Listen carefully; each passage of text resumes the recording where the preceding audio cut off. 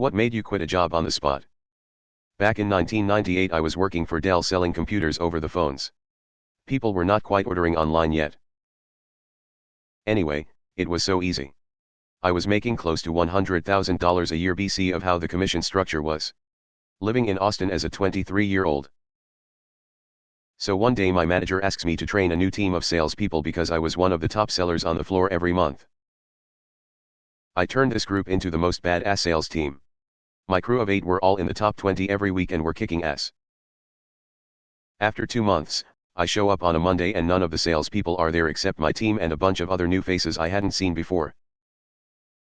Turns out Dell didn't like paying commissions and health insurance and 401ks, so they fired all the salespeople and replaced them with temp workers making $12 an hour. My entire team was the first group of temp works. I was not aware of this. They were told they had to prove themselves and be converted to full-time with benefits. They were never going to do it. I told them they can all go fuck themselves and quit. I heard that week they cleaned house and everyone, even managers who told me what was happening, were gone and all replaced by temp hourly people. At 17, I was a young line cook at an upscale Italian restaurant. I was picking everything up so quickly I knew all the stations on the line within 10 months of hiring. I was getting minimum wage, at the time $7.25/HR, and asked for a $1/HR raise to reflect my diverse capabilities. Got denied and asked the chef when I could get it then.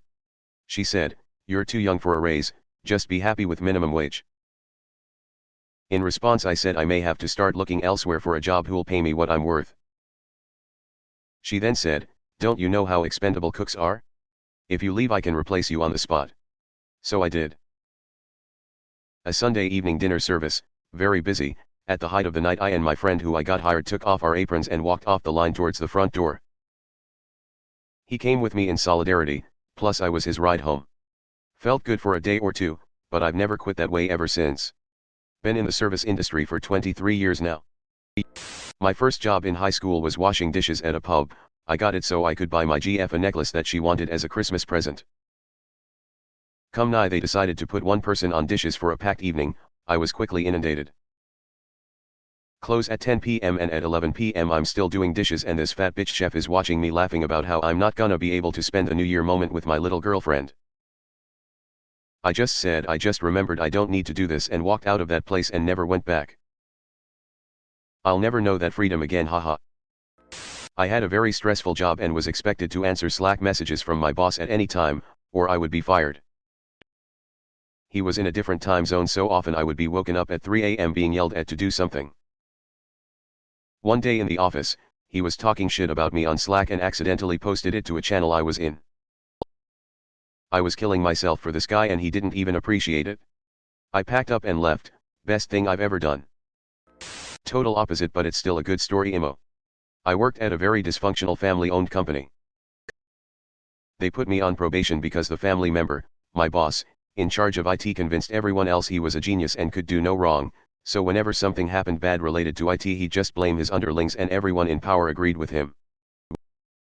A few weeks later when I got the dream job I have now, I said in the exit interview one of the main reasons I was leaving was because I was tired of being on probation for 3+ months.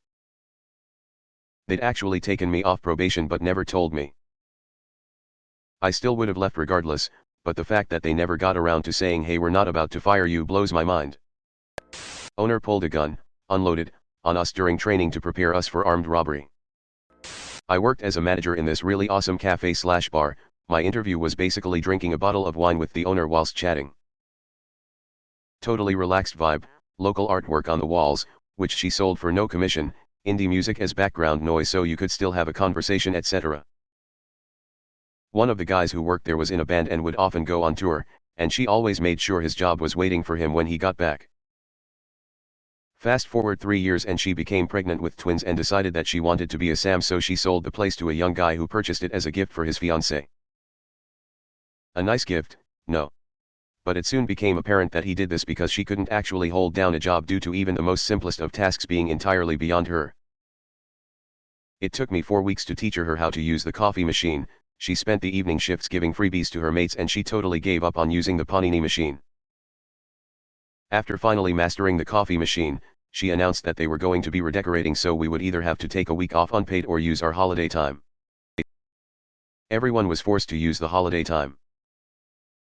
Came back a week later and we totally didn't recognize the place. It now had white walls with huge TVs blaring out dance music, in a space that only had 12 tables, so loud that we couldn't hear what anyone was saying. We checked the rotas and I had lost 10 HRS a week, but the band guy had lost 20 HRS. Naturally we asked WTF. And she informed us that she could run the place without us, so cut out hours. We asked if they could delay the new rotas by a month to give us chance to find extra work elsewhere. I was okay as I had a second job that begged me to be full-time, but band guy didn't. She said that as we didn't have contract with her, she didn't have to give us any notice. Not gonna lie, I was fuming, so I took my apron off, placed my keys on the counter and said that as we didn't have a contract I didn't have to give any notice that I quit. Then promptly walked out and never went back again. The place closed down within 3 months. Not on the spot, but I was passed over for a promotion for a role I'd been doing unofficially for 6 months. There was no official position for it when I started doing it. It was one of the manager's responsibilities and they delegated it to me. Honestly, I was happy to do it and I was frequently praised for how efficient and thorough I was doing it. So when an official position opened up to do it full-time, I seemed like the obvious choice. A bunch of my co-workers didn't even apply for it because they told me they didn't think there was any point since I was obviously getting the job. They gave it to a guy that worked in a different department and had no experience using the complicated system required for that job. Then the manager asked me to train him in it. Except I wasn't really asked. I was told in a way that sounded like it was asking. We called it being voluntold. I refused. I said to the manager, if I'm not good enough to get the job, I'm not good enough to teach someone else how to do it. The manager then accused me throwing a temper tantrum. I quit about a week later. Honestly, that wasn't the only reason. That was just the straw that broke the camel's back. Even the other managers couldn't believe he said that. Not quite on the spot, but the manager was telling the new hires, which included me, how he beat the crap out of someone for some reason that I cannot recall. Apparently the court case had been dragging on for quite some time. Alrighty. Little crazy, but what manager is completely sane? Then a few weeks later a hurricane comes through. Pretty bad. My house only lost power for a day. But most of my co-workers lost power for at least 2 weeks. So we eventually go back to work and the manager is telling us the harrowing story of how he managed to find a generator when a hurricane is coming. I'll spare you the details, but it's pretty much impossible to find a generator if a hurricane is about to hit. So this nutcase is trying to install this generator at his house and sees someone driving by, eyeballing his generator. Or so he imagines. Like any completely normal person, the manager pulls out a gun and fires a few rounds into the air, to scare them off. I can only imagine what the poor person driving by thought when he saw this asshole pull out a gun and start shooting. In response to the gunshots his neighbor comes running over. Why has no one called the cops yet, to see if everything is okay? My manager tells him that someone is trying to steal his generator and if it goes missing, he's going to hold the neighbor responsible. At this point in the story, my mouth is hanging open and I'm like, WTF did I just listen to? This man is insane. Why is the neighbor responsible for his generator? None of this makes sense. I slowly noped out of that job. I honestly wouldn't be surprised if he ending up murdering all of his coworkers one day in a fit of rage. My first job was working as a dishwasher at a seafood place. I wasn't /hired/ as a dishwasher, I was supposed to be a busier. They just shoved me on the washer and left me there. One of the other employees there was an elderly man who worked alongside his wife and grandson. Every day he would find an excuse to walk up close to me and put his hand on my ass. He was a 70-year-old man, and I was a 16-year-old boy. I should have reported him, but I doubted anyone would have believed me since he'd been there for years and I had only been working for a month. I just called the manager, told her I had to quit for school reasons and never looked back. Worked at a restaurant as a server. We just catered a large wedding reception. The owner's wife was chatting with the wedding party all night and occasionally getting the drinks. At the end of the night she said she's taking her share of the tips since she helped so much. I say fine even though that's illegal in our state. An hour and a half after the party ends, the restaurant is still a mess and the owner's wife is just standing around talking while I was supposed to clean up. It was almost midnight and I'd worked my other job earlier that day. I walked out without saying a word. They ended up giving me all of my tips on my last check. I had worked for a cleaning company and I had a total disaster of a person named Tina as my manager for about 4 months. Tina would work the night shift with the crew and basically did nothing.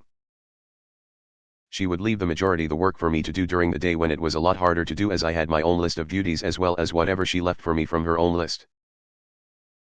I was teetering on the edge of quitting, but I hadn't found a replacement when one day I got a call from head office that Tina had quit, and for about a month the job was exceptionally better and I effectively was my own boss.